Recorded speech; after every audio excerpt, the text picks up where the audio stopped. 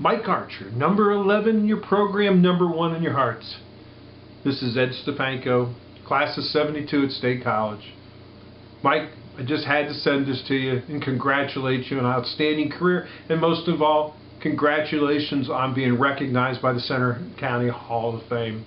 Well deserved. Can't think of anybody more deserving than you. Wish I could have been there this weekend and celebrate, tell some stories. It's funny when you look back 47 years, there's a ton of stories I could tell about you. Unfortunately, I'm in mixed company and I can't tell a lot of them. But there will be a couple that I'll mention here shortly. I know there's two people who are looking down at you, maybe not there in their presence, but are looking down from you right now. Can you just picture Phil Gill right now? Short crew cut, wraparound sunglasses, baseball hat, clipboard tucked in his shorts, just glaring at you.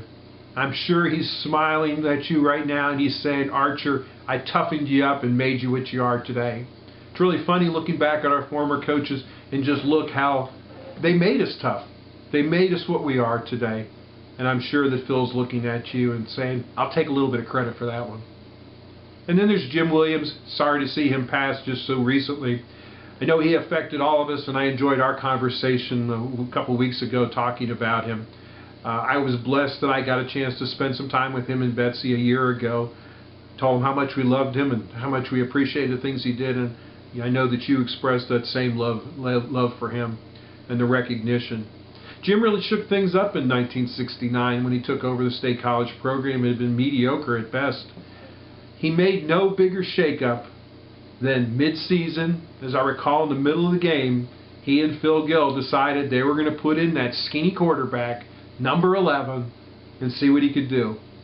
I remember you came into the huddle, looked around, and there were a lot of seniors on that team that year. But I remember when you came into the huddle and you just said, be quiet, we got this, we're under control, we're going to win this game. And you came and you led us down the field and we ended up scoring, and that was the beginning of many wins in State High's history going forward. And you played a big part of it. And again, for all that, I'll always have fond memories. There's two fond memories I have of you. Lots of other things I'd love to tell, but we're in mixed company. I can't do that. I don't want to embarrass either one of us. However, I think the first one is that presence that you had and the leadership that you expressed really at a young age. I remember when you came into the huddle, you took command of the situation. If something went wrong, you came and you took control and pulled everybody together. Even our losing effort in Tyrone, when we got beat by Tyrone during the hurricane, I mean, your presence was still there. You never gave up and you wouldn't let us give up.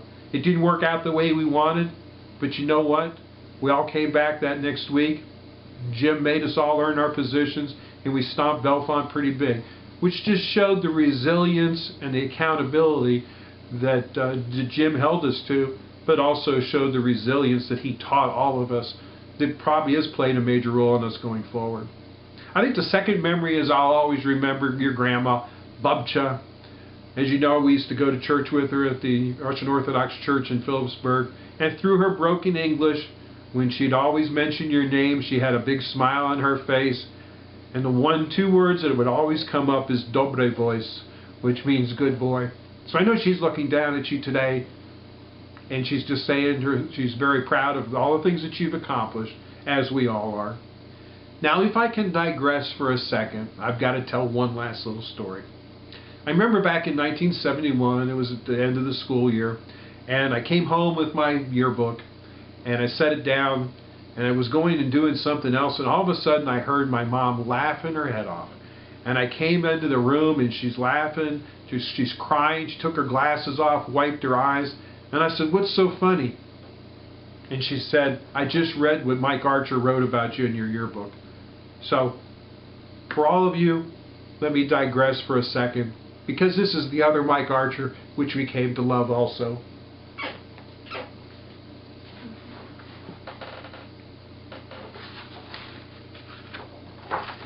Dear Eddie's Moon, I've had a lot of fun sticking my hands up your ass the last couple of years. You had the best dingleberries and the hairiest rear. Remember all the good times we've had? Make your senior year a good one. You're a great guy to be with. Lots of luck next year in football, and I hope that you have some tough games in baseball. I love you. Moon number 11. I can see why my mom was laughing.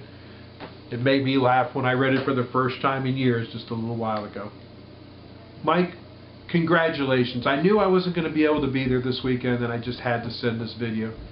Congratulations on an outstanding coaching career and all the contributions you made to the game of football.